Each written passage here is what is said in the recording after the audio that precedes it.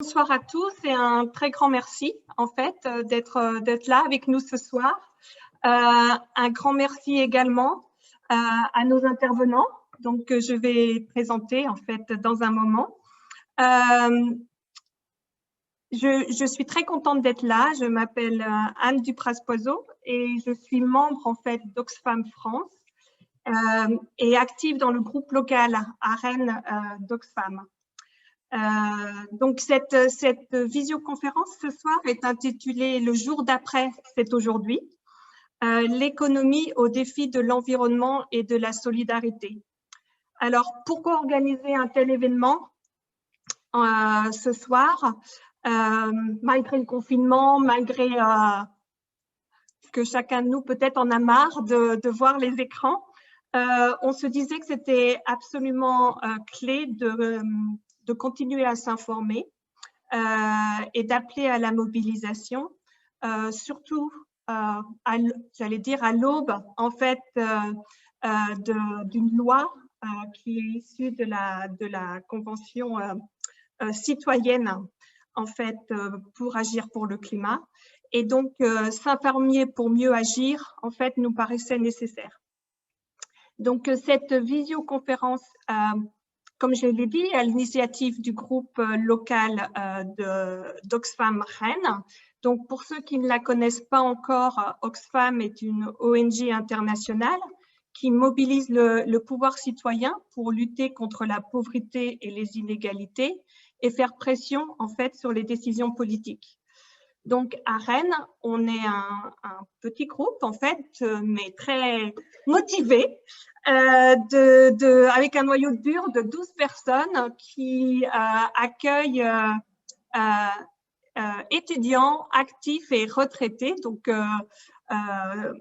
comment dire, un groupe actif qui se centre surtout sur les actions autour de la lutte contre le réchauffement climatique. Donc, à nouveau, pourquoi aujourd'hui, en fait, et pourquoi il nous a semblé crucial, en fait, d'organiser cette visioconférence. Je viens de le dire, loi issue, en fait, de la Convention citoyenne qui a été discutée, en fait, hier au Conseil des ministres. Et puis aussi, la pandémie, en fait, a mis cruellement en lumière des dysfonctionnements, en particulier l'accès aux soins, l'accès à l'éducation et amplifier les inégalités existantes. Et ceci à l'échelle planétaire. Donc, on parle tous d'un avant et d'un après, en fait, Covid-19. Et on peut choisir soit la sinistrose, soit décider de se mobiliser et d'agir pour lutter, en fait, contre les inégalités et qu'elles ne deviennent pas une fatalité. Donc, il nous a semblé qu'à travers, en fait, les plans de relance à l'échelle nationale, européenne et internationale, il y a une opportunité unique aujourd'hui pour le changement et interpeller la responsabilité des gouvernements pour mettre en place un système économique plus juste et plus durable. Et on voit bien que Oxfam, en fait, lutte pour ceci, mais aussi d'autres organisations. C'est pourquoi aujourd'hui, il nous a semblé, par rapport à ce qu'on dit toujours, seul on va vite, mais ensemble on va plus loin. Il nous a semblé en fait important d'avoir un éclairage avec 3 organisations. Donc j'ai le plaisir d'avoir avec moi ce soir donc Hugues Feltes, qui est avec moi au groupe local Oxfam de Rennes et qui est aussi membre du conseil d'administration d'Oxfam et qui nous parlera ce soir de l'économie au défi de l'urgence climatique sur la base des rapports d'Oxfam qui ont été publiés récemment, en particulier le 440 des profits sans partage ou les banques des engagements à prendre au 4e degré. Avec moi aussi, on a Jacques Pinchard et Philippe, si Philippe a pu se connecter, d'Agir pour le climat. Ils sont les 2 référents Bretagne et nous parlerons ce soir de la taxe européenne sur les transactions financières, un outil d'équité pour financer la transition climatique. La troisième organisation est le CCFD Terre Solidaire, représenté ce soir par Yves Cohen-Adria, qui est référent plaidoyer Bretagne, et Chantal Broyer, qui est dans le groupe local Justice économique. Et, ils aborderont les questions de justice climatique, d'aide au développement d'une agroécologie paysanne et solidaire. Donc, on propose dans un premier temps, en fait, un temps d'information avec les éclairages de ces trois, en fait, associations. Et puis, ensuite, d'avoir un temps d'échange orienté sur qu'est-ce qu'on peut faire, chacun à son niveau, et qu'est-ce qu'on peut faire localement, donc sur Rennes ou sur la Bretagne. Donc, avant de laisser la parole à Hugues, donc de Oxfam, qui présentera en premier, j'aimerais rappeler quelques rappels pour un bon déroulé de ce soir. Donc, on est en version webinaire, en fait, sur le début du moment ensemble. Donc, vos micros seront coupés. Par contre, on compte sur votre participation active dans le chat pour envoyer en fait questions et puis aussi témoignages si vous en avez, si vous voulez avoir la parole pour animer le débat. Et puis, alors, comme je le disais, Eric et Chloé qui sont avec moi, donc voilà, regrouperont les questions et me les relayeront après. Voilà, le dernier point, sur l'image, vous voyez un QR code grâce à Chris, en fait, un de nos participants au groupe local. Et donc, si vous avez envie de plus d'informations sur ce soir, sur les associations qui participent, eh ben, n'hésitez pas à aller sur le questionnaire et à donner en fait votre point de vue et vos coordonnées si vous voulez avoir un suivi. Voilà. En plus, Eric vient de mettre le lien dans le chat, me dit-il. Voilà, je stoppe là et puis je laisse la parole à Hugues. Oui, merci Anne. Pourquoi l'économie au défi d'urgence climatique? D'abord, parce qu'on ne peut pas se résigner à attendre 2030, c'est-à-dire très très peu d'années, pour voir 100 millions de personnes basculer dans la pauvreté, une montée année après année des personnes déplacées pour des raisons climatiques et de catastrophes naturelles dont 80% sont dues au dérèglement climatique actuel. Et par rapport à cela, il faut regarder un petit peu ce qu'il en est des différents acteurs, bien sûr tout un chacun, bien sûr l'État, mais aussi les acteurs économiques majeurs que sont les entreprises et les banques. Alors, en ce qui concerne tout un chacun, on peut se réjouir du fait que maintenant, il y a un chemin qui a été fait de notre mobilisation collective. La lutte contre les changements climatiques est désormais une priorité pour près de 2 tiers des Français qui estiment qu'on n'en fait pas assez et ils considèrent d'ailleurs que sur ce terrain, bien sûr l'État à 89% est un acteur prioritaire, mais les entreprises elles-mêmes à 68% doivent être très fortement mobilisées. En ce qui concerne l'État, le recours qu'a fait Oxfam avec 3 autres ONG, Greenpeace, la Fondation Hulot et Notre Affaire à tous, a abouti. Et maintenant, clairement, la juridiction administrative a reconnu la responsabilité de l'État au regard de son inaction climatique, qui était abondamment développée dans les attendus de la décision, des choses très, très documentées, et qu'il a reconnu également, et ça va donner lieu à pas mal de contentieux futurs, que maintenant, on pouvait attaquer l'État, attaquer les pouvoirs publics pour les dommages causés à l'environnement.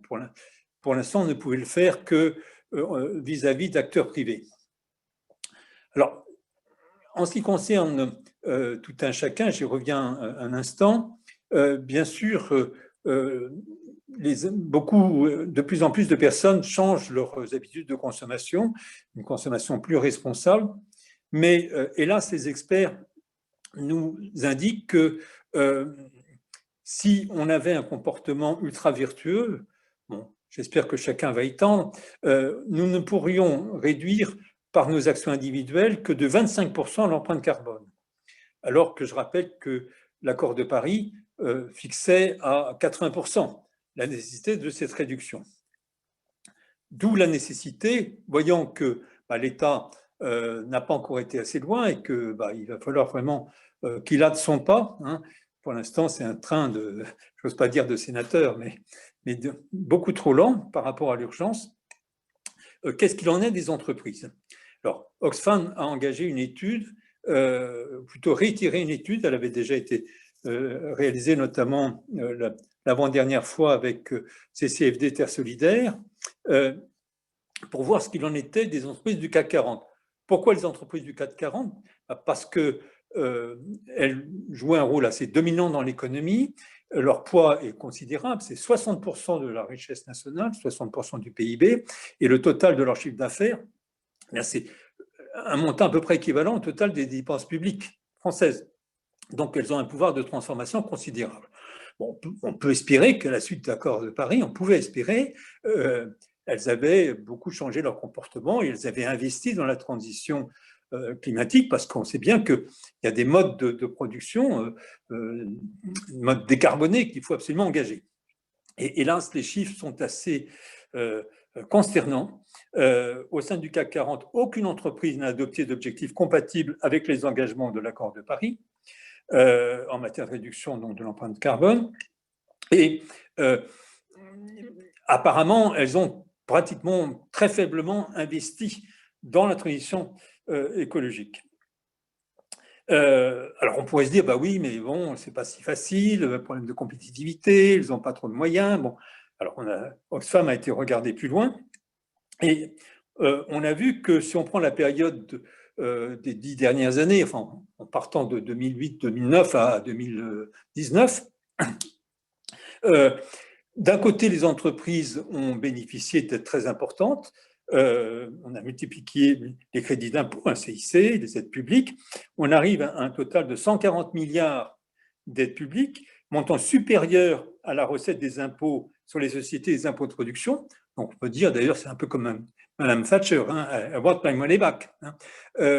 Il faut voir d'ailleurs que sur le plan européen, les entreprises françaises sont 2 fois plus aidées que la moyenne européenne et 3 fois plus que l'Allemagne.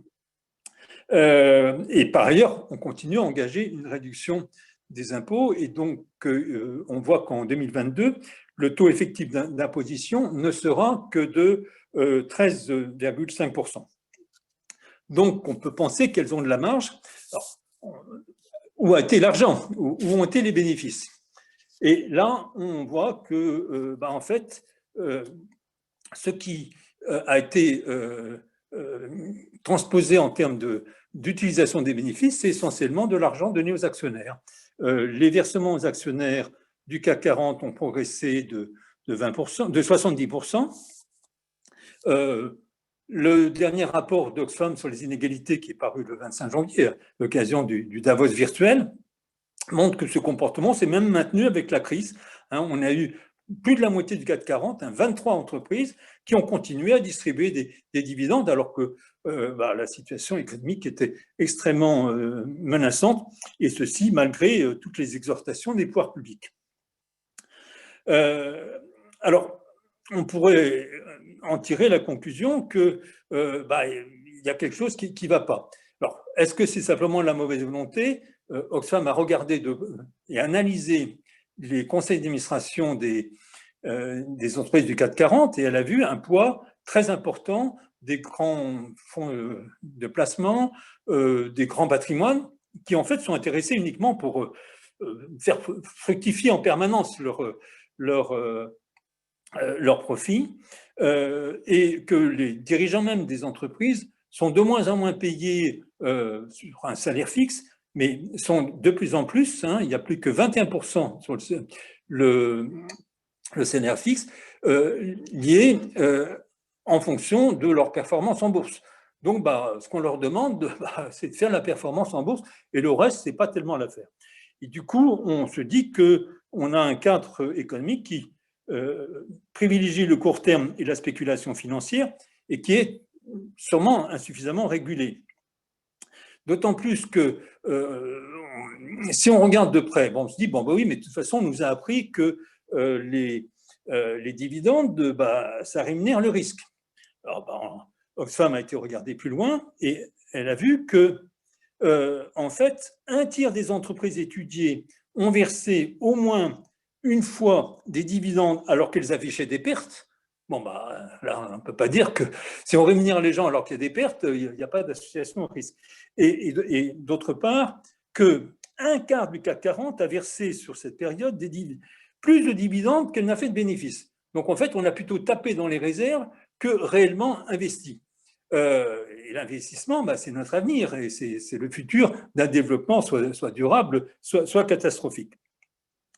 Alors, on peut se demander ce qui se passe, parce qu'en fait, quand on prend des manuels d'économie ou quand on voit ce qui est donné comme référence, on dit qu'il ne faudrait pas distribuer plus de 80% des dividendes, c'est un plafond. Si ça avait été le cas, en fait, elles auraient eu la capacité d'investir sur cette période de 9 ans 75 milliards, donc c'est pas rien, c'est-à-dire 31% des besoins d'investissement pour la transition climatique. Et si elles avaient été vertueuses comme veulent l'être les entreprises d'économie sociale et solidaire, on peut citer par exemple Biocop ou la Camif, qui limite à 30% les dividendes, eh bien, elles auraient couvert à 98% les besoins d'investissement en transition écologique. Donc, on se dit, il y a tout de même là quelque chose qui devrait tout de même évoluer dans un sens meilleur d'intérêt général. Et on a vraiment le sentiment que le volontarisme attendu, on ne peut pas dire qu'il n'y a pas eu des exhortations, y compris de ministres, de premiers ministres, voire de présidents de la République, leur disant attention, faire attention.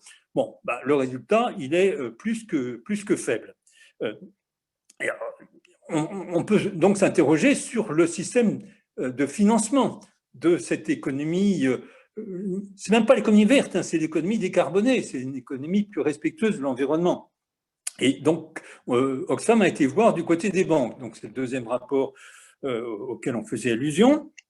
Et alors là, terrible comme constat, c'est que les 6 grandes banques françaises, donc BNP Paribas, Crédit Agricole, Société Générale, Crédit Mutuel, Banque Populaire et La Poste, à elles seules, nous amènent, si elles ne changent pas leur comportement économique, à financer l'économie comme elle est, un réchauffement de plus de 4 degrés d'ici 2100. 4 degrés, ça veut dire des inondations massives à Nantes, à Dieppe, pour parler pas trop loin de Rennes. Ça veut dire des vagues de chaleur multipliées par 4 en région parisienne, des incendies de forêt augmentés de 40%, l'inondation s'est multipliée par 5. Donc, une situation extrêmement périlleuse pour tout le monde. Et alors là, dans la proximité, ce n'est pas simplement à l'autre bout du monde. Et on constate qu'en analysant de près ce qui se passe, c'est qu'en fait, quand on laisse de l'argent à la banque, et c'est ce que nous faisons tous, on a besoin des banques, eh bien, en fait, on augmente de façon très forte notre empreinte carbone. La moyenne de ce qu'on laisse à la banque, de ce qu'un Français laisse à la banque, c'est 25 000 €. Bien, avec 25 000 € à la BNP Paribas, eh bien, nous doublons notre empreinte carbone individuelle. Avec 10 000 € laissés au Crédit Agricole, nous arrivons à doubler l'impact écologique, l'impact en termes de carbone de l'alimentation d'un Français, avec des sommes plus modestes. Si je prends 1 000 € et que je regarde ce que ça donne à la Société Générale et à la Poste, eh bien, on fait royalement avec juste 1 000 € laissés à Société Générale, 4 allers-retours. La Banque de la Poste, elle est plus raisonnable, ce n'est que 2 allers-retours. Donc, il y a une vraie question par rapport à ça. D'ailleurs, ces chiffres, ils sont dans le rapport d'Oxfam, mais si vous téléchargez l'application Rift, d'Oxfam et partenaires, moi je l'ai sur mon smartphone, ben vous allez pouvoir voir exactement à quoi est utilisé votre argent, et à partir de là, ben, en tirer les conclusions éventuelles sur la banque et le type de placement que vous pouvez faire. Ça, c'est très important, mais pour l'instant, c'est des actions plutôt individuelles et il serait important qu'elles s'inscrivent dans un cadre plus général. Alors, en ce qui concerne le cadre général, je vous en terminer là-dessus, il y a une grande opportunité qui a été le plan de relance. D'ailleurs, le gouvernement l'a présenté comme ça. Il fallait faire du plan de relance un outil majeur pour rendre notre économie plus durable. Du coup, Oxfam, avec un certain nombre d'autres partenaires, plusieurs ONG, a dit il y a 3 choses qu'il faut faire. Il faut conditionner les aides massives, je ne parle pas des 30 milliards pour l'économie verte, les aides massives pour les entreprises à des engagements. Il faut un encadrement des versements des dividendes. Il ne faut pas que l'argent entre d'un côté de la poche de l'État, c'est-à-dire notre poche à tous, et ensuite parte aux actionnaires. Il faut permettre de la transformation. Et puis, troisièmement, il faut absolument qu'elles prennent des engagements plus durables. Et donc, sur le premier point, si on prend le conditionnement des aides massives, c'est 3 choses simples. C'est la transparence, c'est-à-dire la publication annuelle de leur empreinte carbone, directe et indirecte, parce que ce n'est pas simplement le dernier produit, il faut voir toute la chaîne carbonée de production. La publication d'une stratégie sur plusieurs années d'alignement sur l'objectif de l'accord de Paris, ce qui aurait dû être fait d'ailleurs dès le lendemain de l'accord de Paris. On aurait dû demander ça à toutes les entreprises. Et troisièmement, bien sûr, un plan d'investissement pour soutenir cette trajectoire. L'encadrement des dividendes, quelque chose d'évident, au moins en 2021, si l'aide est limitée à 2021, qu'il n'y ait pas de dividendes, et si c'est sur plusieurs années, qu'il y ait un plafonnement, une limitation partielle de ces dividendes. En ce qui concerne ensuite les incitations, il a été demandé qu'il y ait un bonus-malus écologique liant la baisse de production, c'est 16 milliards par an qui a été mis dans le plan de relance, à des investissements dans la transition climatique. Ce n'est pas de la spoliation, c'est une bonne orientation dans le sens de l'intérêt général. Il faut voir d'ailleurs que cette baisse des impôts de production, elle profite d'abord aux grosses entreprises les plus polluantes. Donc, c'était assez nécessaire. Alors, toutes ces propositions ont été présentées au gouvernement. Oxfam a rencontré beaucoup de parlementaires, un très bon accueil d'ailleurs. Il y a même des parlementaires qui ont accepté de soutenir des amendements. Il y a eu plusieurs amendements. Et bien, in fine, non.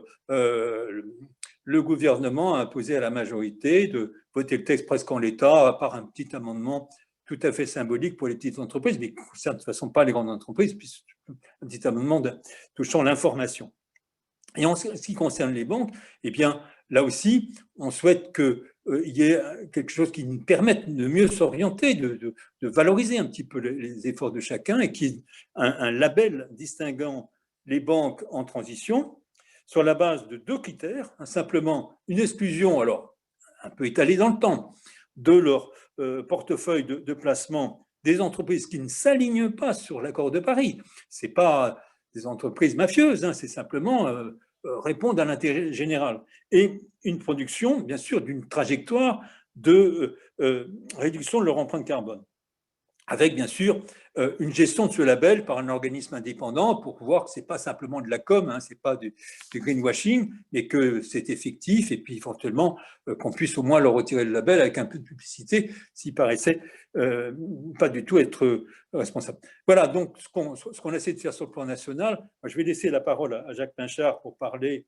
de l'aspect européen, notamment la taxe sur les transactions financières, qui est une mesure que que Oxfam soutient, en souhaitant bien sûr un élargissement de son assiette, élargissement de son taux, et bien sûr une affectation, comme c'est le cas pour la taxe française, alors ce n'est pas tellement le débat européen, à l'aide aux pays les plus en difficulté du tiers-monde.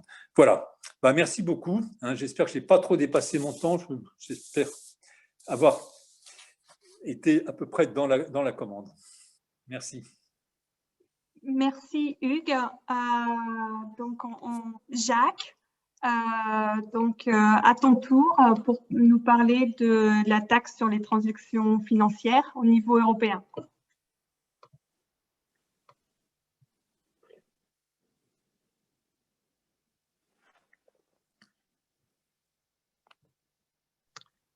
Jacques, on ne t'entend pas. Pardon, comme ça c'est mieux? C'est mieux. Ok, super. Merci à Oxfam d'avoir invité Agir pour le climat et puis merci à Hugues d'avoir bien présenté le travail pour valoriser les entreprises vertueuses et en particulier les banques, puisque là on voit bien qu'il y a que leur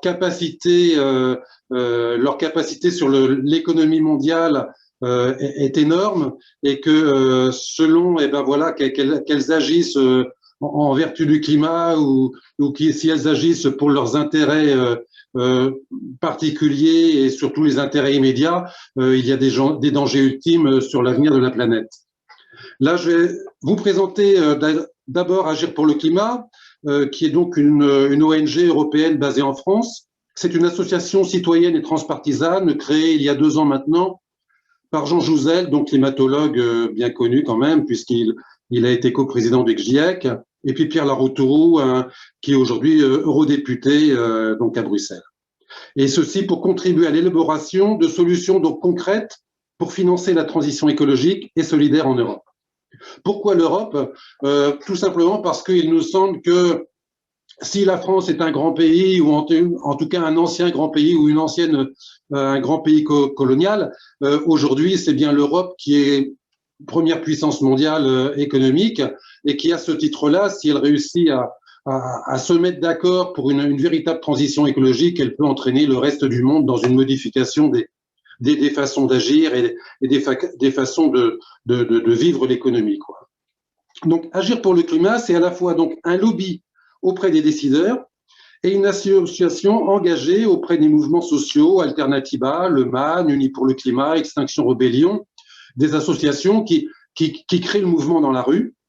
En Bretagne, donc, les militants d'Agir pour le climat ont contribué à imposer le pacte finance-climat en requérant la signature de 24 parlementaires bretons sur les 27, le président du conseil régional de Bretagne, la maire de Rennes, le président du conseil départemental, le président des associations des maires et petites communes, et puis bien d'autres, tout ça pour influer à ce que, au niveau européen, eh bien, on puisse avoir d'une part une banque climat européenne et d'autre part un budget européen dédié climat. J'en parlerai un petit peu plus tard. À côté de ça, donc, Agir pour le climat en Bretagne a travaillé avec la Fédération Bretagne Nature Environnement ainsi que le réseau Bretagne Solidaire et Cohérence. Et ensemble, nous avons suscité une lettre aux élus de Bretagne signée par 300 organisations bretonnes, des scientifiques, des associations, des entreprises. Et aussi, c'est un petit peu quelque chose de très nouveau, les sept grands syndicats, à savoir la CGT, la CFDT, CFTC, FO, UNSA, Fédération paysanne et solidaire, qui ensemble avons donc réalisé une lettre à destination des élus des collectivités de Bretagne pour leur demander d'éco-conditionnaliser les aides locales à la relance par rapport au Covid. Et là, véritablement, cet ensemble de co-signataires, c'est tout simplement du jamais vu actuellement. Hein. Et là-dessus, on peut faire de ce travail qui peut montrer qu'à un moment donné, des associations aussi différentes que l'ADMR, que les compagnons bâtisseurs, il me semble, que des associations d'éducation populaire, enfin des syndicats, des entreprises, des scientifiques de grande renommée en Bretagne, ont pu se convenir que l'argent de la relance des collectivités locales doivent absolument être conditionnés au vu du climat et au vu des questions sociales. Pour en revenir à la question européenne, des choses ont avancé, hein, il faut le dire. Nous sommes heureux que l'Europe se soit donné une ambition audacieuse, hein, puisqu'il s'agit maintenant de réduire à 55% nos émissions de CO2 d'ici 2030. 2030, c'est dans 10 ans. Hein, et l'Europe s'est donné des outils en ce sens, hein, de véritables outils. Donc, l'ambition est là, les outils européens sont là, mais disons-le tout de suite après, le compte n'y est pas. Le compte n'y est pas davantage que la cohérence globale. Nous avons donc des outils, mais nous avons des outils comme une grosse coquille en partie vide. La Banque européenne d'investissement est devenue la Banque Climat, soyons-en heureux, interdisant de financer l'industrie fossile, c'est très bien, mais sans éco-conditionner les crédits. Ainsi, seulement 30% des crédits de cette Banque européenne Climat sont fléchés vers la finance vertueuse, vers la finance verte. Et l'Europe s'est donné cette fois-ci d'une dotation de crédit, 1000 milliards, mais 1000 milliards au niveau européen pour 7 ans. 7 ans, quand la Cour des comptes européenne évalue le besoin d'investissement total public-privé à 1115 milliards, non pas sur 7 ans, mais chaque année. Donc, l'Europe a un outil, l'Europe s'est dotée d'un volume d'argent, mais ce volume d'argent est, on va dire, c'est un septième de ce dont on a besoin pour réussir cette transition climatique dont tout le monde s'accorde que c'est indispensable. À côté de cette banque climat, l'Europe s'est dotée cette fois-ci d'un budget européen. Hein. Excusez-moi, je recherche. Voilà, d'une dotation de 1000 milliards. Oui, en plus de cette banque, d'un budget climat, sauf que cette fois-ci, Agir pour le climat demandait donc 100 milliards d'euros pour subventionner ou donner tout simplement de l'argent cette fois-ci aux collectivités, aux entreprises, à la recherche, à la solidarité internationale pour amorcer des projets. Nouveauté cette fois-là, et c'est une réussite, les États viennent de convenir du principe d'une dette commune pour développer cette politique climat. Donc cette fois-là, l'Europe s'est dotée d'un véritable budget, en tout cas, a accepté de s'endetter pour financer ce budget, mais encore une fois, le budget n'est pas du tout à la hauteur. Et c'est là que nous pensons que la taxe sur les transactions financières est quelque chose de tout à fait utile pour avoir un véritable budget. Pour gagner la bataille du climat, il faut isoler, il faut développer massivement les transports en commun, les énergies renouvelables, transformer notre modèle d'agriculture, développer des politiques d'adaptation. Ce vrai pacte vert, auquel tout le monde adhère en fait, il peut créer cette fois-là 5 millions d'emplois.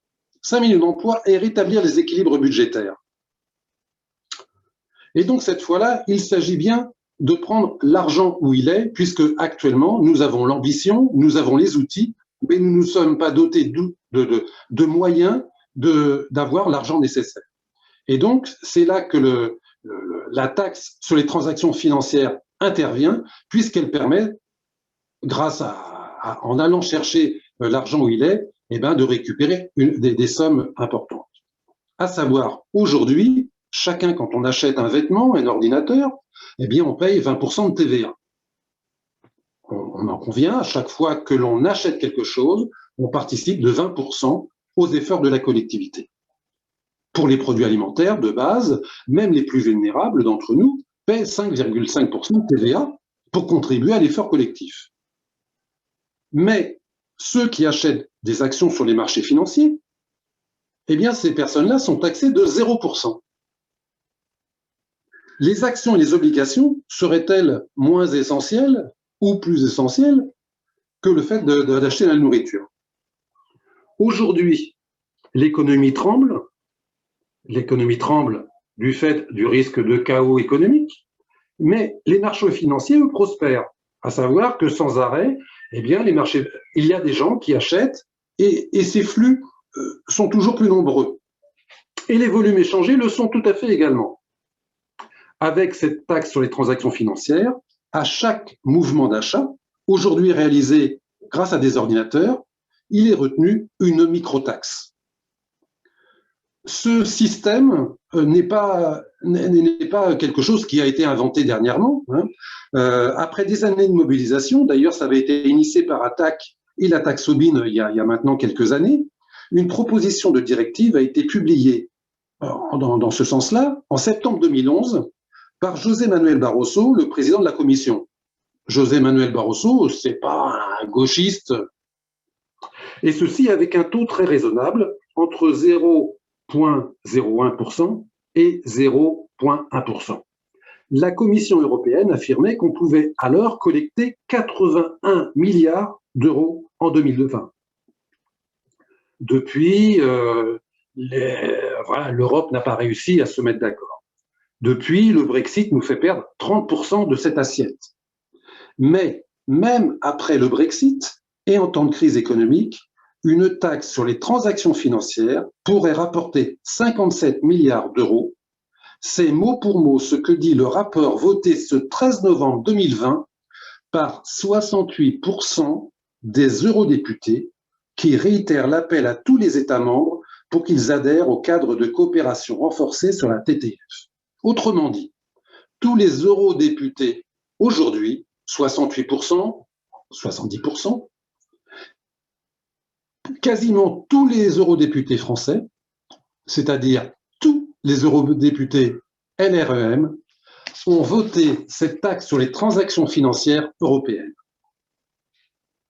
Malheureusement, aujourd'hui, Emmanuel Macron et le gouvernement français priorisent les grandes banques et bloquent la négociation sur une vraie taxe sur les transactions financières.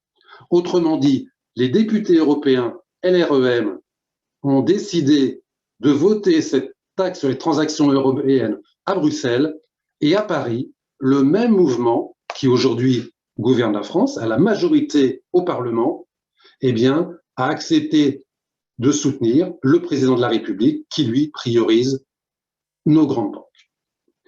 Le ministre autrichien des Finances dénonce à ce titre la proposition française qui, avec sa petite taxe sur les transactions financières, exonère, c'est ce qu'il indique, 90% des transactions. C'est en effet la toute petite taxe française déjà en vigueur en France que Paris a imposée à l'Europe, alors que l'Allemagne, le Danemark, le Portugal, l'Italie, des pays très différents, semblent prêts à accepter la taxe sur la spéculation, celle européenne de 0,1% sur l'ensemble des transactions. Les choses bougent. Les citoyens, les citoyennes mobilisés, avec ces 70% de députés européens, ont commencé à faire bouger les lignes. Ainsi, dans l'accord intervenu le 10 novembre sur le budget des 7 prochaines années, la Commission européenne a pris 2 engagements nouveaux. Elle a reconnu, elle a entendu la demande sur cette taxe sur les transactions financières, mais si elle ne l'a pas mis en œuvre, à savoir, s'il y a un accord entre quelques pays pionniers en coopération renforcée d'ici 2022, la Commission proposera d'en faire une nouvelle ressource européenne. C'est-à-dire que la Commission attend qu'il y ait quelques pays européens qui conviennent dans une coopération renforcée de mettre en œuvre cette taxe sur les transactions financières entre eux pour que la Commission propose ça à l'ensemble des pays européens. Sans accord d'ici 2022, la Commission proposera pour 2024 une nouvelle base de négociation à 27 pour éventuellement adopter en 2026. Donc, vous voyez, les choses ne sont pas calées, la porte est entrouverte. Le vrai souci, c'est qu'avec 40 ans de mise à plus tard des vrais efforts pour la transformation économique cohérente avec le climat, eh bien, l'urgence est présente et on ne peut pas attendre 2026. Il faut véritablement que dès, on va dire maintenant, dans les 6 mois qui viennent, eh bien, l'Europe s'engage à transformer, à abreuver l'économie de cet argent récolté avec la taxe sur les transactions financières. Chaque mois compte. À la suite de la grève de la faim de Pierre Larrouturou, député européen rapporteur du budget pour un véritable financement de la transition écologique, Et avec la présidence portugaise, une fenêtre de 6 mois se présente pour faire bouger les lignes. On a beaucoup plus de chances d'obtenir une décision ambitieuse d'un groupe avec des pays pionniers. On l'a déjà fait avec l'euro, c'est faisable pour cette taxe sur les transactions financières. Avec cette véritable taxe, chaque pays trouverait une vraie solution pour rembourser sa part de la dette commune liée au plan d'urgence suite au Covid et surtout pour financer le climat, la santé, l'emploi, autrement que par la dette qui est mise en œuvre actuellement sur 30 à 50 ans sur le dos de notre jeunesse. En fait, il n'y a pas de minute à perdre. On a attendu pendant des années de s'engager sur la transformation de notre économie. Le climat, les ppm de CO2 s'accumulent. Il faut véritablement se dépêcher. Donc, partout en Europe, des citoyens se sont engagés dans des actions de jeunes.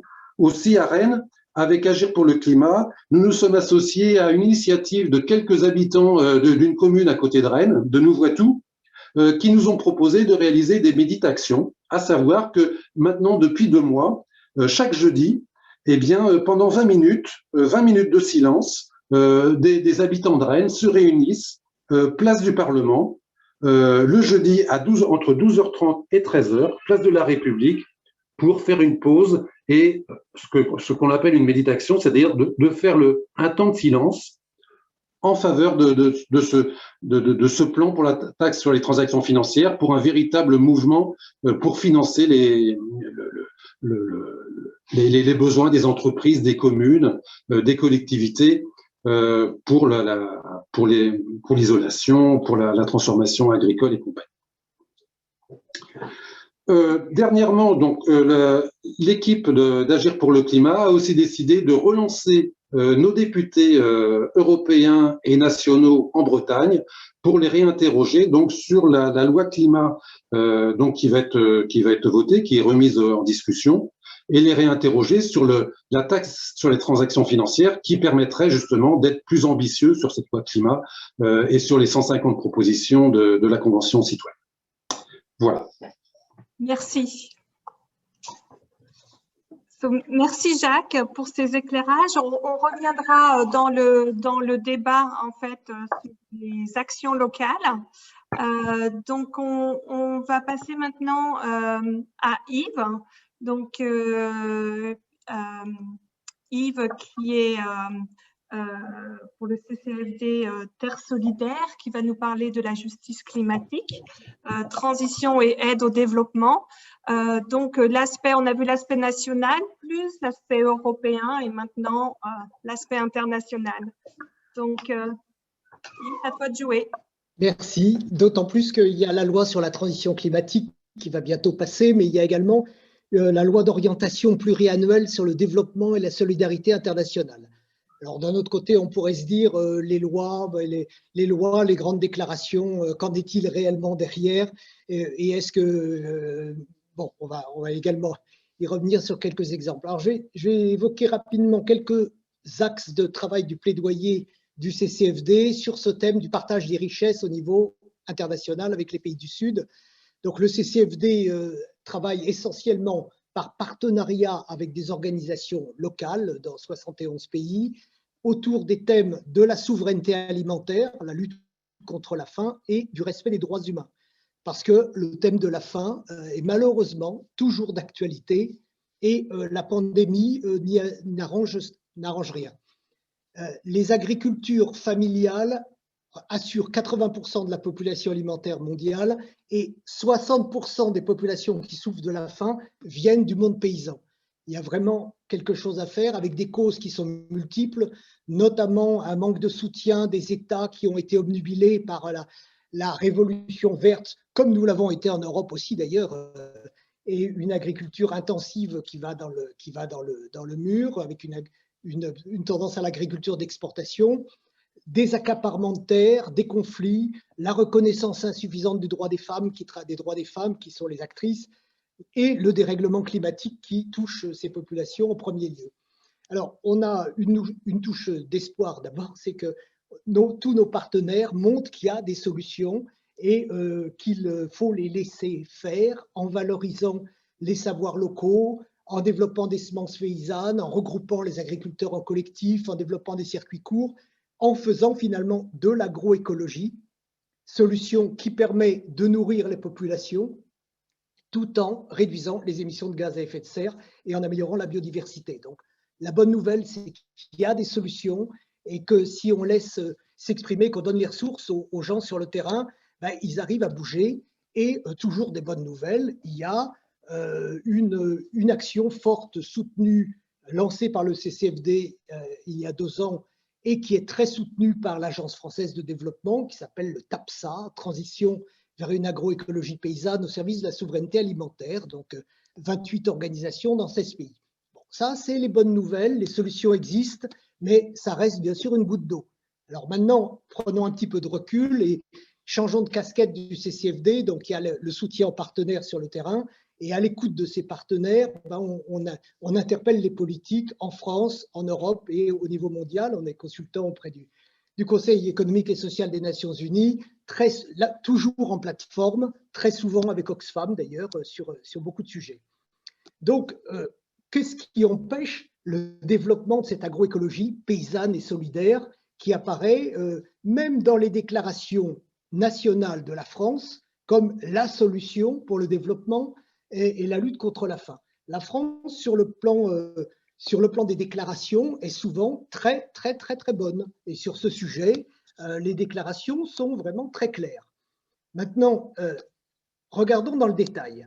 Et là, on vient de sortir avec Oxfam et Action contre la faim un rapport qui s'appelle « Une recette à la française, une pincée d'agroécologie pour une louche d'agro-industrie ».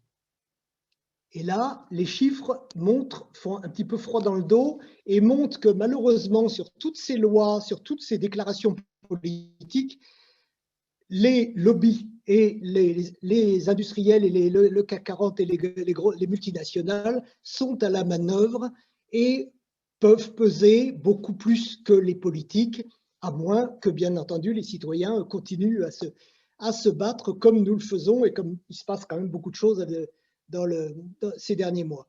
Alors, quelques chiffres on a analysé 10 ans de financement français vers le Sud en matière de développement agricole, soit 6 milliards d'euros. Sur ces 6 milliards d'euros engagés sur 9 500 projets, et il y a des chercheurs qui ont disséqué en détail, seulement 13,3%, 13% bénéficient à plein à une transformation agroécologique vraiment de transition. À l'autre extrême, 24% bénéficient de manière cash et directe à l'agro-industrie, accroissement des rendements sans souci de modèle agricole, développement d'une agriculture industrielle. Si on creuse un petit peu entre les deux, on s'aperçoit que seulement 5% des projets mentionnent la question climatique, 19% seulement affichent une volonté de réduction de la pauvreté, 9% seulement s'intéressent à la problématique de la nutrition.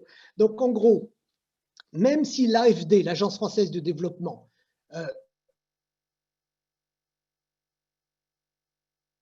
soutient le programme TAPSA, qui vraiment consacre à l'agroécologie que 28% du total de ses engagements de nature agricole.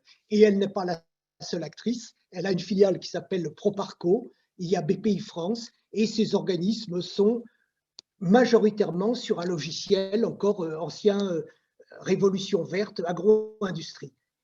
Quelques exemples, on va trouver par exemple le soutien à un producteur de fruits et légumes déjà très puissant, installé en Arménie, pour construire des serres chauffées à l'énergie fossile, soutenu par Proparco.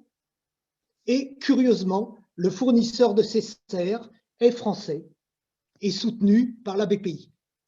Donc on s'aperçoit que si on réfléchit et dans le cadre de cette loi d'orientation sur le développement et la solidarité internationale, il y a des belles paroles, il y a des programmes dédiés, mais il y a également tout un tas d'actions indirectes, des banques, des banques de développement, de la BPI, qui, elles, servent surtout, et ça c'est quand même une tendance, à favoriser les exportations et l'industrie française et européenne.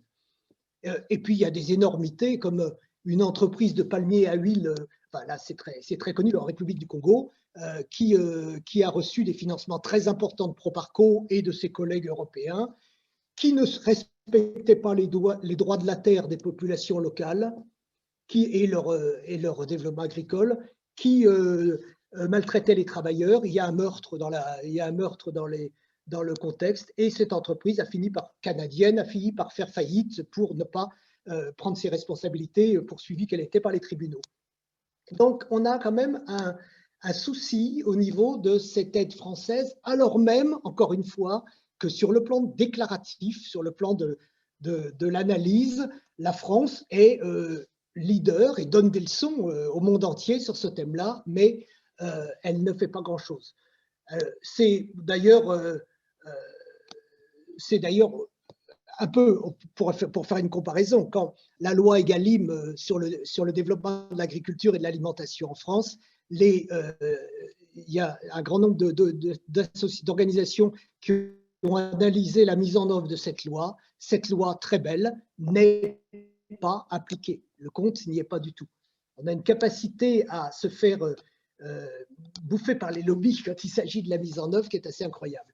Alors, la bonne nouvelle, c'est pourtant que la France a un très beau déclaratif et que ses actions sont moins pires que les actions européennes ou internationales. Au niveau européen, il n'y a que 3% des projets soutenus qui soutiennent l'agroécologie, projets qui passent par la FAO. Et inversement, il y a 80% des flux monétaires agricoles qui ciblent toujours des programmes axés sur l'agriculture conventionnelle. Tout ça est important cette année parce qu'il va y avoir en fin d'année un sommet des Nations Unies sur ce thème de l'agriculture, et que tous les lobbies de l'agro-industrie sont déjà aux manettes avec toujours des solutions, toutes ces initiatives que l'on voit depuis des années, comme avait été la nouvelle alliance pour la nutrition, qui elle, a déjà une belle ancienneté. Toutes ces actions publiques, avec des partenariats publics-privés mis en œuvre au niveau international, se montrent qu'il s'agit de donner à quelques multinationales encore plus de facilités foncières, financières, fiscales. On a quand même une note d'espoir. La France était partie prenante de la nouvelle alliance du G7 pour la sécurité alimentaire et la nutrition. Cette nouvelle alliance, on en a analysé, la France était chargée d'en analyser les effets au Burkina Faso et en Côte d'Ivoire, et le CCFD, parmi d'autres, faisait partie des experts qui analysaient ça. Accaparement de terres, endettement de paysans, introduction des OGM, création de véritables paradis fiscaux agricoles. La France est restée dans cette nouvelle alliance jusqu'à 2018, mais elle est sortie parce qu'un certain nombre d'organismes, dont le CCFD, le Secours catholique, Action contre la faim, avaient été jusqu'à claquer la porte sur ce sujet-là des États généraux de l'alimentation en 2017. On voit que quelquefois ça peut avoir des effets. La France est sortie de cette nouvelle alliance, mais il y a d'autres initiatives au niveau international qui fleurissent, et toutes les multinationales, les Cargill, les Monsanto, les Bayer s'activent pour être aux manettes dans le sommet Nations Unies qui est prévu pour octobre 21. Et même dans le One Planet Summit, c'est Bill et Melinda Gates qui sont venus présenter une initiative.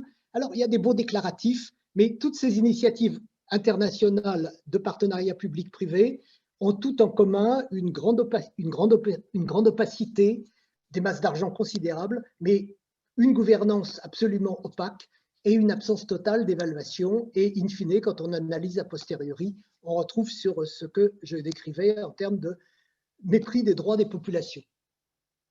Donc, ce premier thème et un plaidoyer extrêmement important. Deuxième action importante, toujours sur le dos des pays du Sud, une autre manière de décider à la place des gens du Sud ce qu'il faut qu'ils fassent de leur terre. Et là, la nouvelle mode, qui semble très vertueuse dans le cadre de la transition, c'est la compensation carbone. Il s'agit, je vais juste prendre un exemple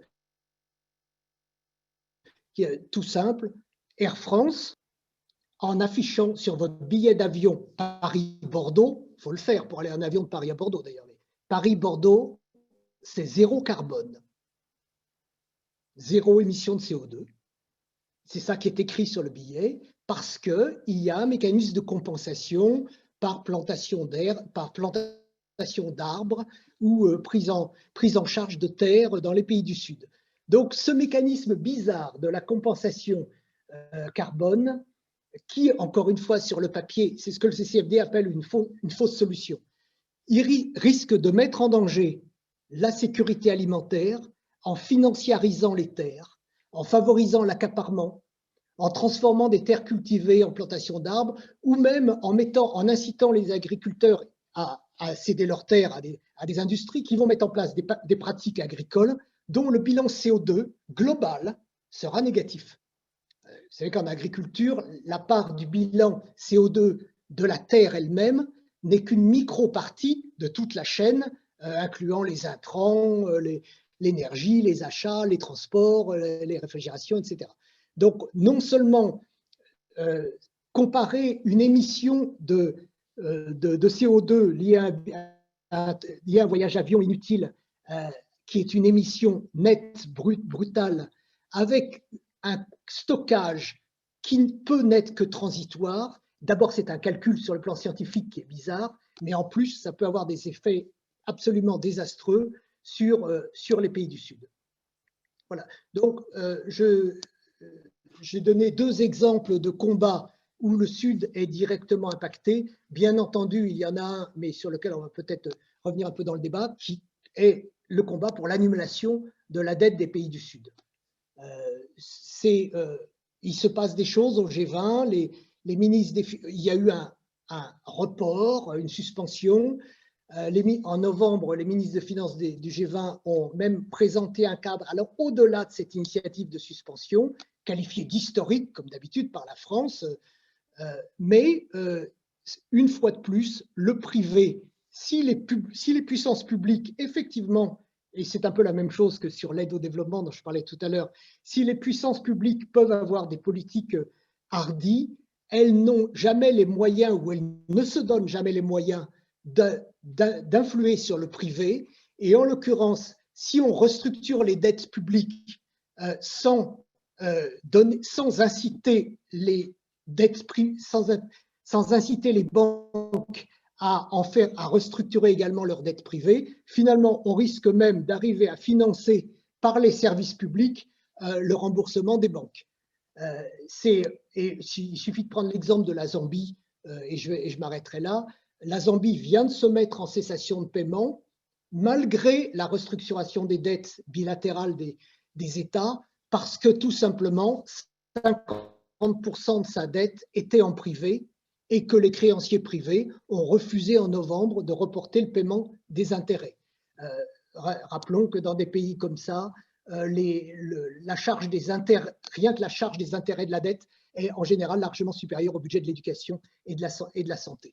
Et bien entendu, ce problème de suspension de la dette, où il faut absolument que les pouvoirs publics influent sur les pouvoirs privés, les puissances privées, pour que la dette privée soit également suspendue ou annulée, cette dette est en train de tuer, surtout dans le contexte de la pandémie. Il s'agit, et je terminerai par un chiffre tiré cette fois de l'évasion fiscale, parce qu'on peut comparer la dette à beaucoup de choses. On peut aussi la comparer au montant qui s'échappe des pays par l'évasion fiscale. C'est encore un combat important. Juste un chiffre, chaque seconde, l'évasion fiscale détruit un salaire de personnel soignant. Nous avons beaucoup de combats et c'est très bien qu'on soit tous ensemble. Et je m'arrête là, on va continuer pendant le débat. Notamment, je crois que Philippe va ajouter des éléments pour parler de la notion de dette et de justice climatique. Merci beaucoup Yves. Et oui, peut-être pour commencer le débat, donc déjà merci à nos 3 intervenants. Je propose de commencer le débat tout de suite avec Philippe Desnos d'Agir pour le climat.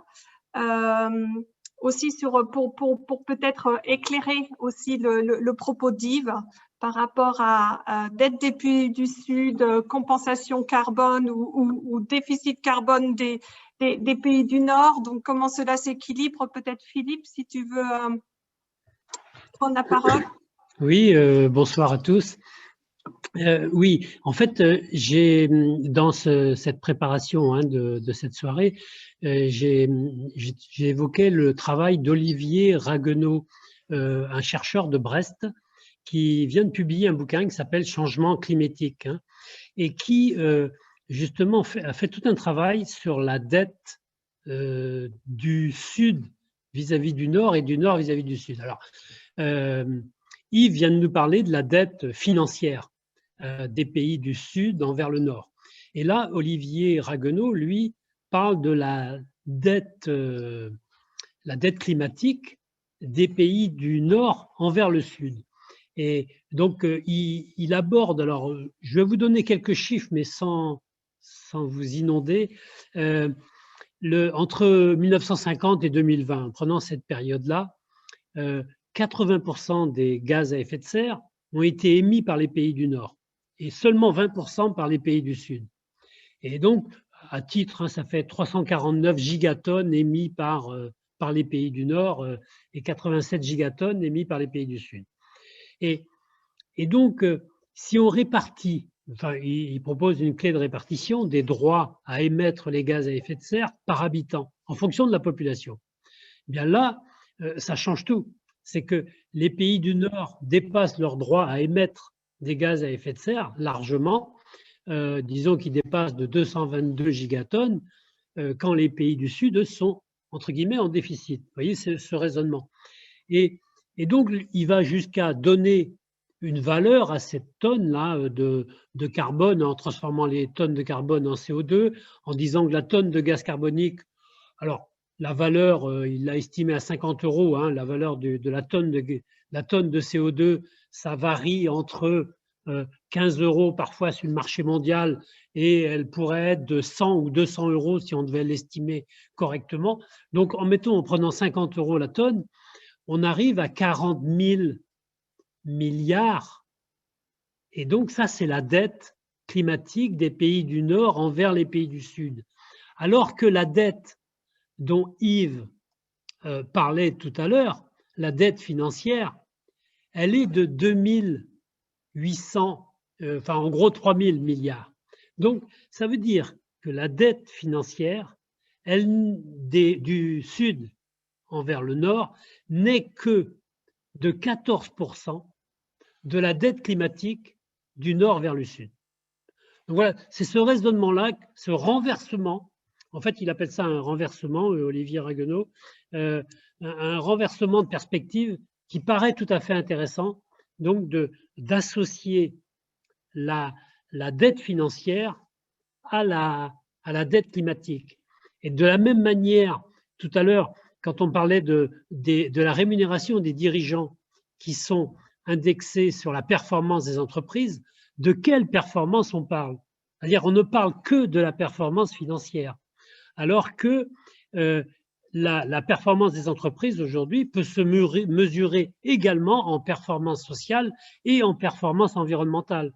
Donc, autrement dit, la performance des entreprises est souvent très dégradée quand on inclut son impact sur les écosystèmes, et que donc, il devrait y avoir comptablement des pratiques d'amortissement du capital naturel, comme on le fait avec le capital financier. Donc voilà, c'est ce raisonnement-là qui peut être, qui me paraît être une piste pour traiter de cette globalité entre les impacts financiers, sociaux et environnementaux. Voilà une première mise sur le débat. Merci de cet éclairage. Peut-être on peut revenir, donc si certains d'entre vous ont aussi des commentaires, des questions par rapport à la dette, n'hésitez pas dans le chat. Je voulais revenir en fait sur une question qui était qu'est-ce qu'on peut faire, chacun de nous, qu'est-ce qu'on peut faire à notre niveau, avec nos moyens, localement. Donc, je propose de…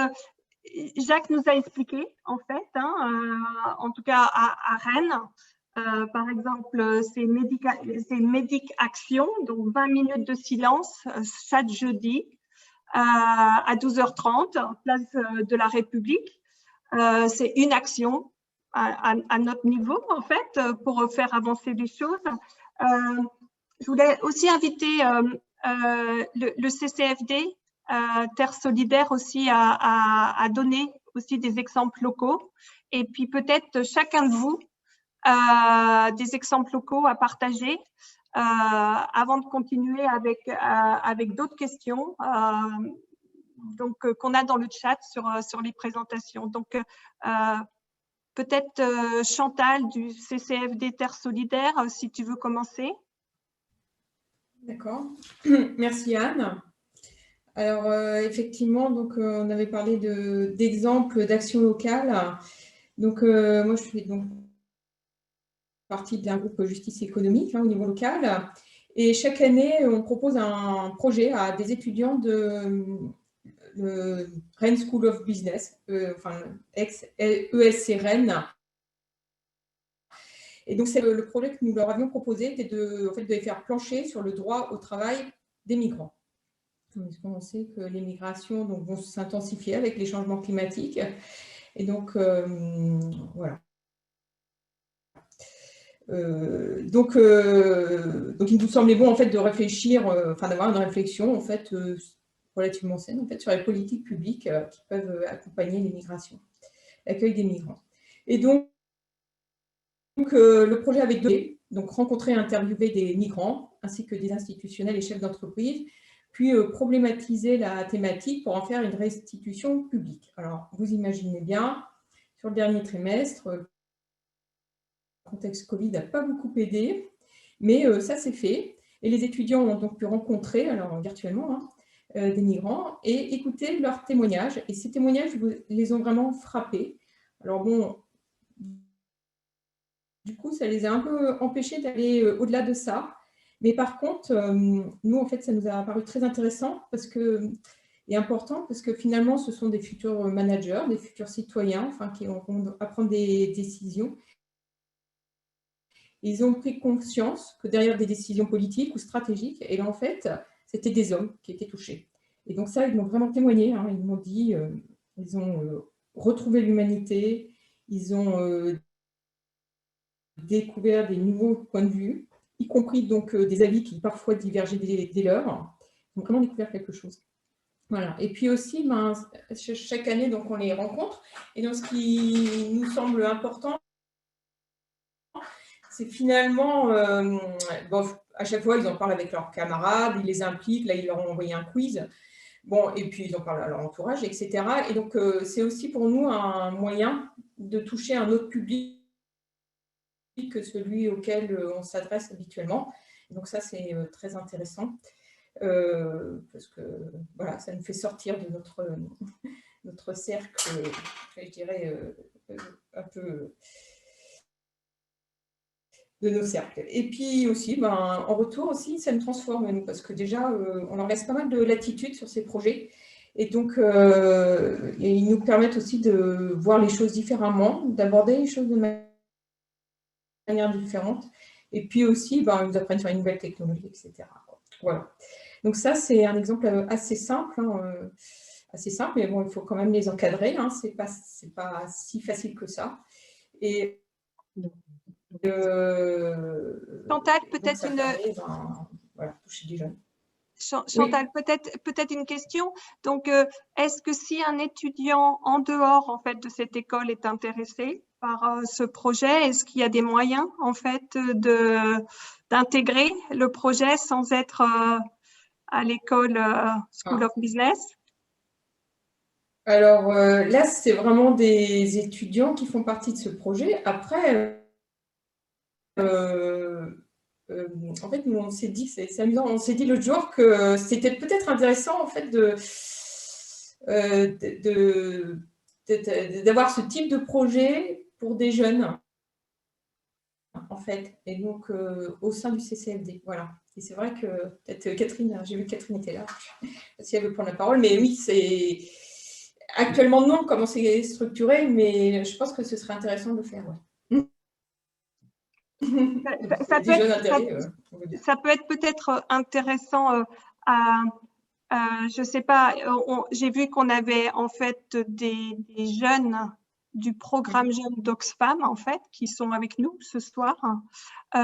Donc initiative en fait aussi au sein d'Oxfam pour intégrer en fait des jeunes. Donc je ne sais pas si l'une de vous, puisque c'est des demoiselles, veut interagir et puis on reviendra à d'autres exemples locaux. Chloé?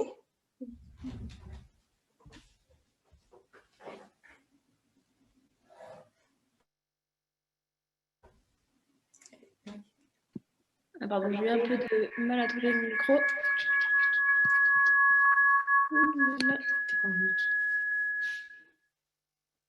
Pardon, c'est parce qu'on est tous les trois dans la même salle, c'est un petit peu compliqué au niveau de la logistique.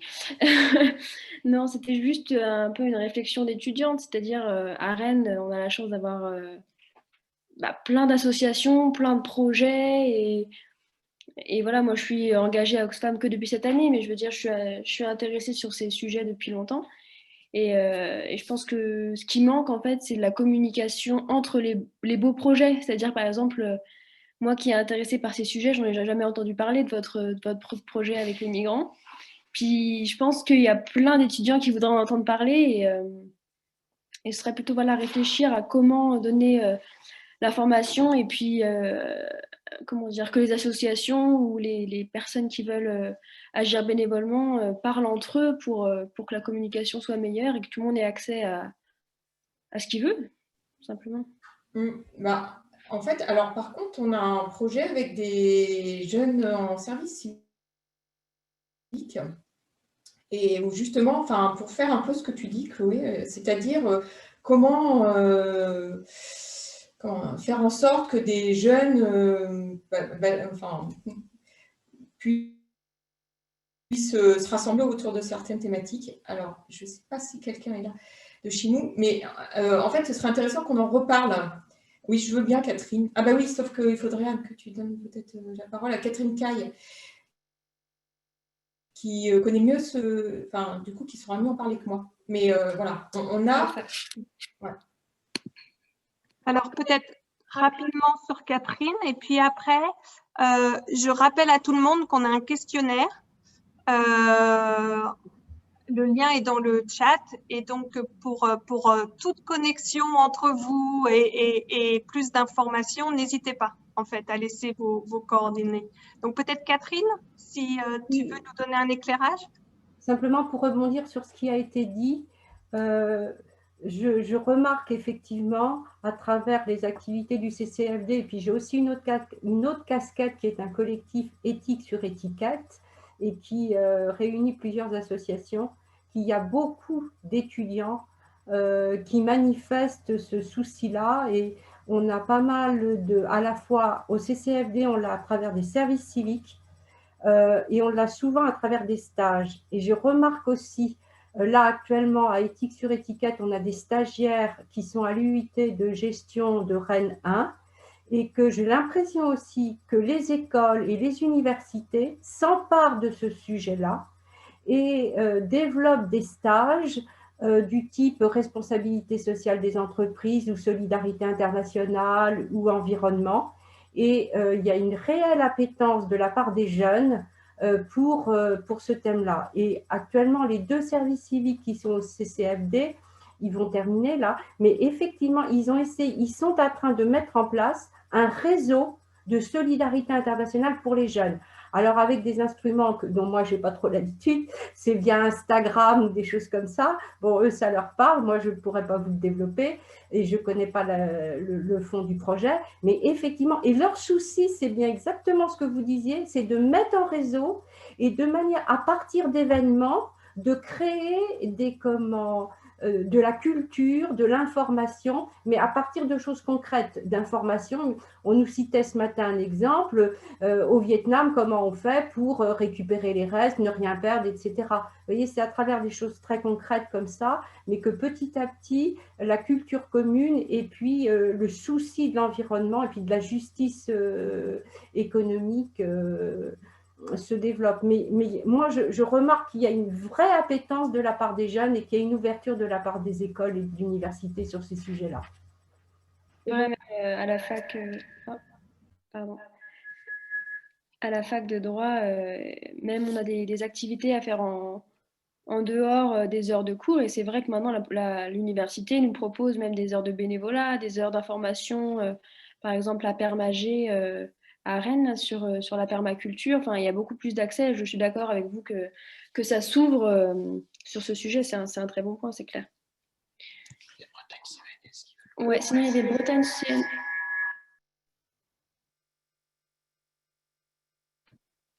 Voilà, allez-y monsieur, vous avez levé la main pour parler? Oui, Marcel Launay de Bretagne Sens, promotion du commerce. Alors, on ne vous entend pas. Oui, alors, bon, ben mon micro. Oui, allô? Oui? Non? Bon, ben. Oui, là, non, si, on vous entend, entendez? on entend. Alors pourtant, je vous ai donné les droits pour parler, mais on ne vous entend pas. Est-ce que vous avez activé votre micro de votre côté? Oui, nous l'entendons. Vous l'entendez, d'accord. Oui, Marcel Launay de Bretagne Sens. Nous avons donc une action importante aussi en direction des jeunes, mobilisation des étudiants avec les programmes Génération Équitable et Établissement Équitable. C'est un programme national où il y a également Artisans du Monde qui participent à ces démarches-là. Il y a donc Unilassal, c'est un exemple des étudiants d'Unilassal, l'école des métiers de l'environnement anciennement donc à Bru, qui s'est engagé avec toute l'action, donc l'engagement des responsables, mais aussi les étudiants qui se mobilisent et qui interpellent aussi les responsables. Donc, Unilassal s'est engagé dans la démarche établissement équitable. Et donc, c'est un exemple. Et il y a tout un programme aussi pour la mobilisation des étudiants. Et je suis d'accord aussi, ce serait bien qu'il y ait quelque part une convergence entre toutes ces actions qui vont un peu dans le même sens, qui sont complémentaires et qui vont dans le même sens. Merci. Alors, je vois l'heure défiler. Je propose en fait de prendre certaines questions et puis on va essayer en fait quand même de rester dans le cadre et de ne pas finir trop tard. On a une question de Jean, alors adressée à vous tous en fait, donc les représentants des ONG ce soir et aussi bien sûr toute personne qui veut participer. En dehors des actions auprès des élus, des manifestations et des pétitions, envisagez-vous des actions directes vis-à-vis des entreprises ou des banques? Qui veut répondre en premier? Je peux commencer à répondre. Pour l'instant, on n'a rien de très préparé.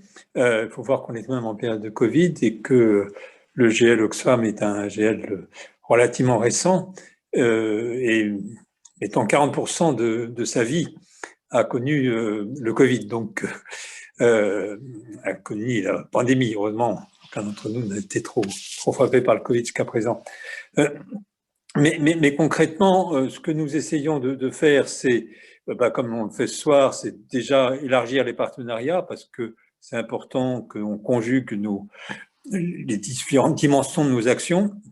Ce qui est important, la force d'Oxfam, c'est un travail très pointu d'analyse, toujours très documenté. Hein, on n'affirme jamais rien sans avoir des références très précises avec derrière des propositions. Et donc favoriser un dialogue éclairé avec l'ensemble des interlocuteurs. Alors, sur le plan politique, je ne réponds pas tout de suite à la question des entreprises, on a commencé à rencontrer des parlementaires, notamment au moment de la loi de finances, et on va continuer sur la loi convention citoyenne. On relaie certaines actions nationales, hein, que ce soit des pétitions, que ce soit récemment l'action que Oxfam France a menée sur le Davos virtuel. Une partie de l'équipe des bénévoles s'est retrouvée place du Parlement à faire ce qu'on appelle la stunt, hein, avec une grande banderole, pour montrer qu'il y avait une présence qui n'était pas simplement du niveau national. Et on va probablement continuer, on réfléchit au sein d'Oxfam en ce moment, je le dis sans trahir les travaux du conseil d'administration, à d'autres formes d'action. C'est clair que Oxfam sera toujours dans la non-violence, sera toujours dans le plaidoyer à partir d'éléments très argumentés, très documentés.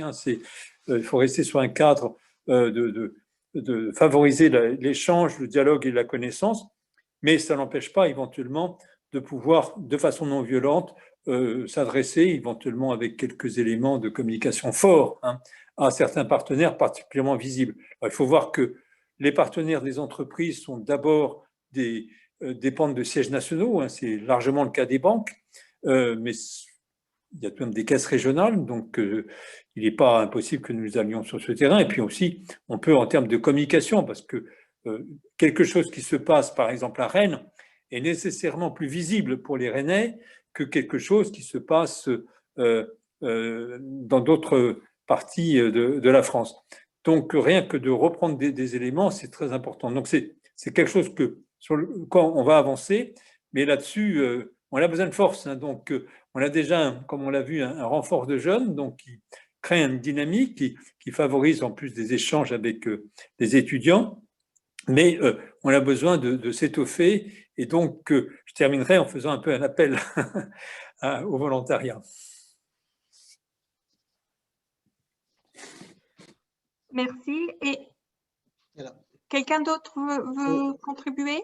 Alors, au CCFD, effectivement, nous aussi, nous faisons des plaidoyers très ciblés, reposant toujours sur des analyses très spécialisées sur certains thèmes, toujours au sein de plateformes et avec beaucoup de plaidoyers auprès de députés. Maintenant, pour répondre à la question précise vis-à-vis des entreprises et des banques, c'est vrai que compte tenu d'un sentiment d'impuissance qu'on peut avoir à certains moments devant les limites du politique, c'est vrai qu'on peut être tenté et avoir envie d'aller un petit peu plus loin, de faire des actions plus peut-être symboliques et concrètes. Juste, ce n'est pas encore le moment précis pour nous de commencer ça, juste quand même pour dire que notre nouveau rapport d'orientation qui va démarrer, qui va sortir prochainement, laissera, et ça a été très longuement discuté en controverse à l'intérieur du CCFD, laissera la porte ouverte, s'il en était besoin, à des actions de désobéissance civile ou à des actions auprès d'entreprises. Alors, nous essayons par contre de continuer à faire de l'éducation populaire, des actions locales, une action et de toucher le grand public, d'amener le grand public à ces réflexions sur les blocages importants de nos sociétés que nous avons tous dénoncés ce soir, et la solidarité internationale.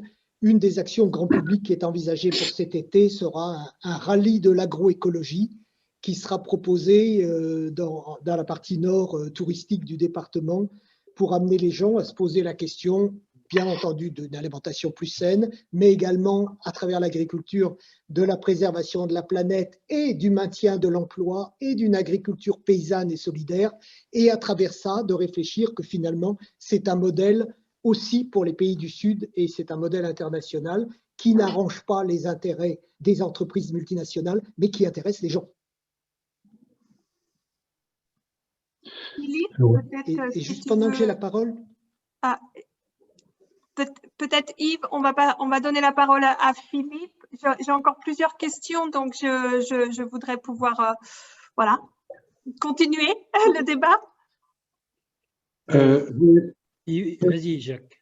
Oui, peut-être pour agir pour le climat, pour répondre à la question du mode d'action. Bon, bah là, tout de suite, j'ai parlé du mode de la méditation, là, tous les jeudis, 12h30, 13h, place du Parlement.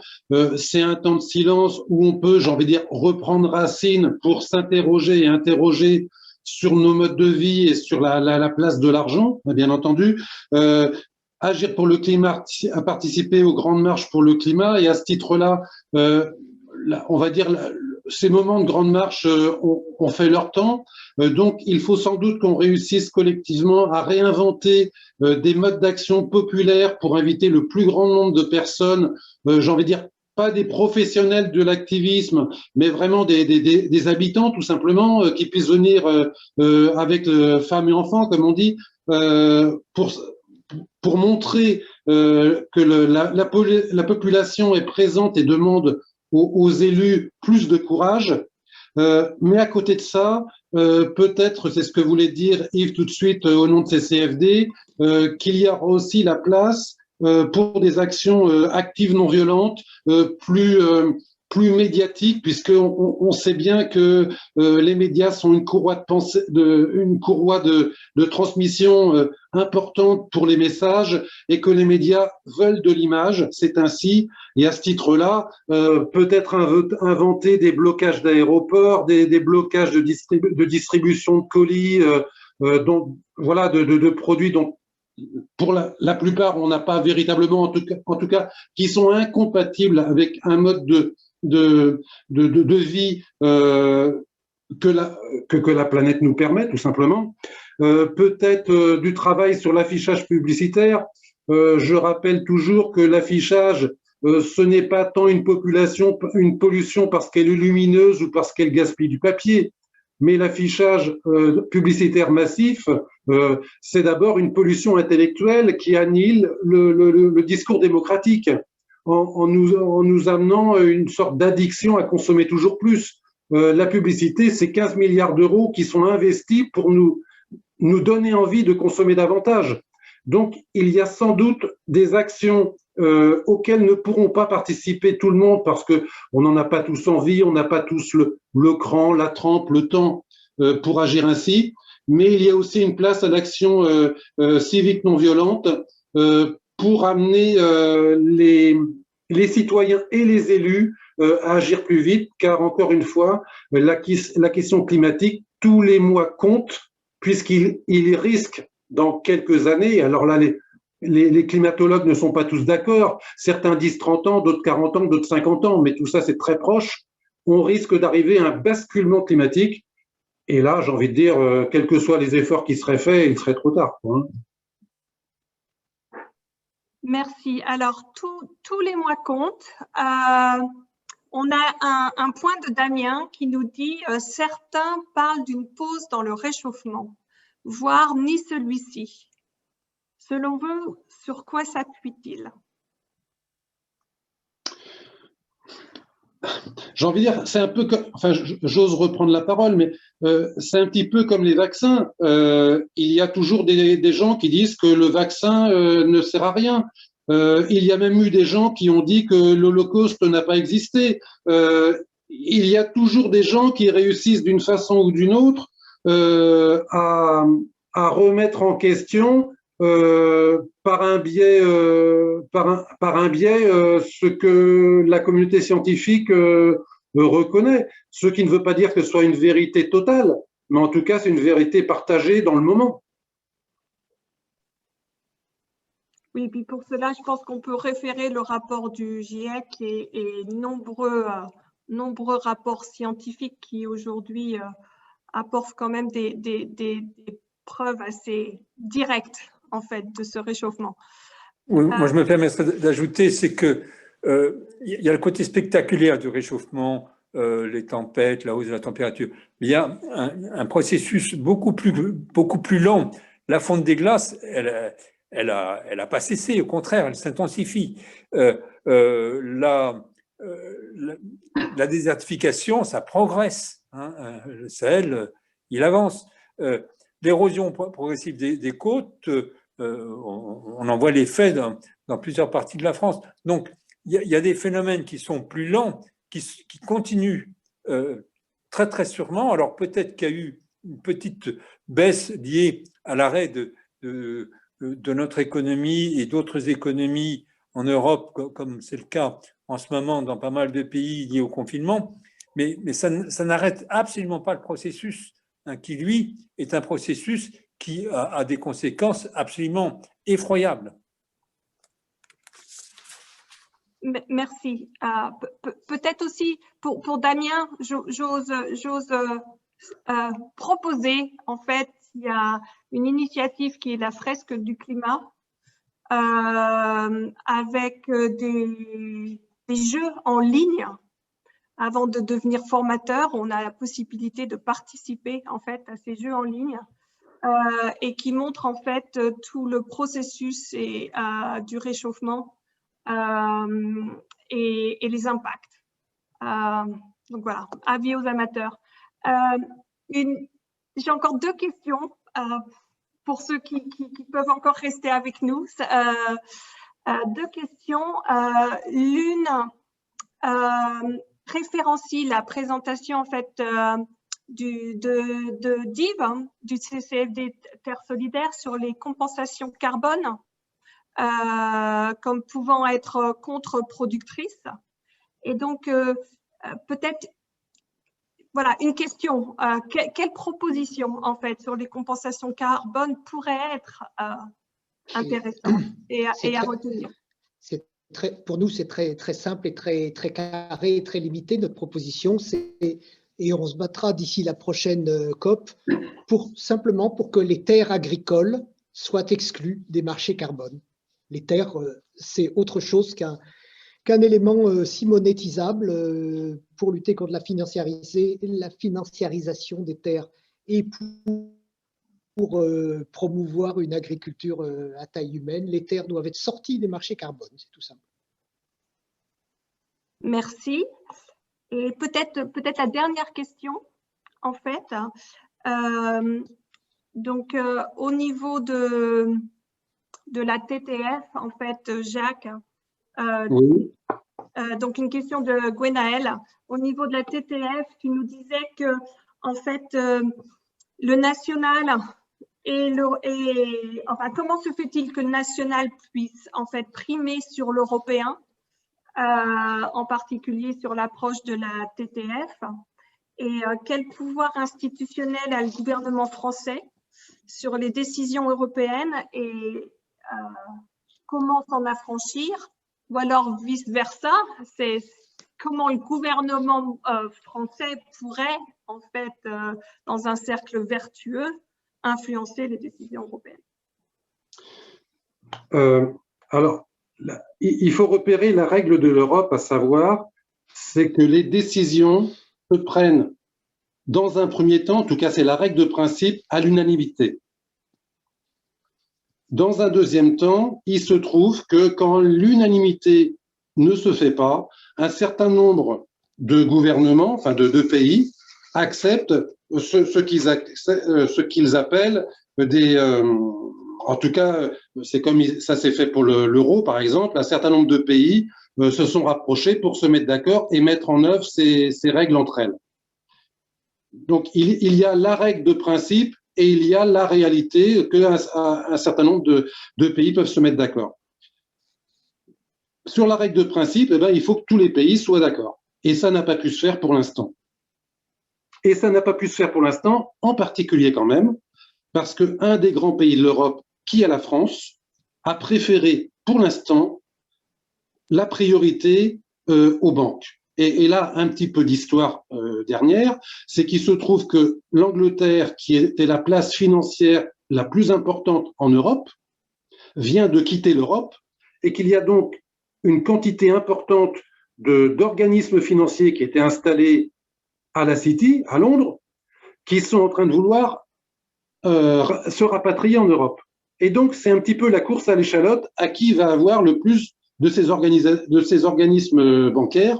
Et la France fait un travail de lobbying très important pour récupérer un maximum de ces organismes, la plupart de spéculation, disons-le, à Paris. Et donc, c'était un peu le tapis rouge et donc ne pas les froisser. Ceci dit, la France, c'est aussi les Français, c'est aussi les élus, et si les Français et les élus font la pression sur le président de la République, voilà, il y a un moment donné, une pression sur un élu peut faire un effet, et donc la France, de par son poids, peut entraîner aussi d'autres pays qui étaient plutôt favorables à cette taxe sur les transactions financières à hauteur de 0,1%, telle qu'elle avait été présentée en 2011 par Barroso. On va dire, l'histoire n'est jamais finie. Même quand il y a un nom, ce nom peut se revoir si derrière il y a des pressions qui s'installent. Et c'est là où est la force du citoyen dans une démocratie. Merci Jacques. Je vais peut-être donner le mot de la fin ou le témoignage de la fin à Chantal, parce que je pense que ça, peut-être Chantal, l'exemple en fait de la mobilisation à Rennes, parce que comme tu disais Jacques, en fait, on a chacun un pouvoir, notre pouvoir citoyen est d'influencer. Ça commence au niveau local. Et peut-être l'exemple en fait au niveau sur Rennes et d'inclure la maire de Rennes à signer vos actions et l'impact que ça a pu avoir. Oui, d'accord. Donc, c'est vrai que j'ai mis un petit message parce que ça concerne directement les entreprises. Donc, effectivement, notre groupe, enfin, le CCFD a été très actif avec d'autres associations sur ce qu'on a la loi sur le devoir de vigilance des sociétés mères et des sociétés donneuses d'ordre. Donc, en fait, c'est un travail qui s'est vraiment fait en collectivité entre un collectif d'associations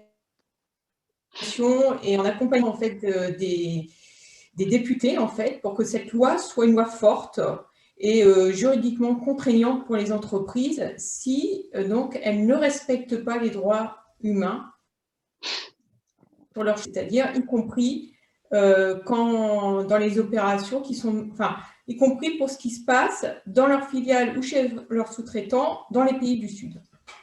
Voilà. Et donc la loi elle est passée en 2017, j'ai dû me tromper. Et en fait, la loi, il y a un projet pour qu'elle passe au niveau européen. Et donc, il y a eu donc une campagne de pétition en fait lancée pour que les élus soutiennent cette loi. Donc nous, c'est vrai, enfin donc le CCFD ou le collectif avait préparé tout ce qu'il fallait en termes de courrier, etc. Et donc nous, on a relayé cette campagne. Enfin, on a interpellé le maire de la région de l'Ille-et-Vilaine, et puis dont Madame Nathalie Appéré, et elle a signé. Alors, ce qu'il faut voir, c'est elle a sûrement été, enfin on sait, elle a aussi été interpellée par Éthique sur l'étiquette, qui est aussi un collectif d'associations avec lesquelles on travaille. Et elle a sûrement été interpellée par d'autres personnes. On ne sait pas du tout pourquoi elle a signé. Mais en tout cas, je pense que c'est toujours important de se dire qu'en tant que citoyen, en fait, c'est important pour nos élus de savoir qu'ils sont regardés là-dessus et soutenus par leurs électeurs et par les gens, donc par des citoyens. Voilà, donc je pense que, voilà, c'était pour ça, Anne, c'est vrai que c'est une belle histoire, enfin, en tout cas, nous, on l'a vécu comme ça. Et aussi, ce qu'il faut voir, c'est cette action collective, c'est très important de se soutenir. Chaque association a ses compétences, ses capacités, et donc c'est aussi comme ça qu'on peut arriver à infléchir des décisions. Voilà. Merci. Je pense qu'on va conclure ici sur un message d'espoir, sur rappeler à tous que on a un pouvoir et à nous de l'utiliser. Je tenais à vous remercier à nouveau tous d'avoir participé. J'espère que voilà que j'ai pu relayer le maximum de questions. Merci pour celle-ci, merci pour vos témoignages. Un grand merci à vous cinq, en fait, Hugues, Philippe, Jacques, Yves et Chantal d'avoir été là ce soir. Et puis, à nouveau, j'aimerais conclure. Partageons nos réseaux, on sera plus forts tous ensemble. Et je rappelle, en fait, à nouveau, le petit questionnaire. Et si vous êtes intéressé d'avoir plus d'informations, besoin de nous contacter, n'hésitez pas à nous laisser, en fait, vos suggestions et vos coordonnées. Merci beaucoup et bonne soirée.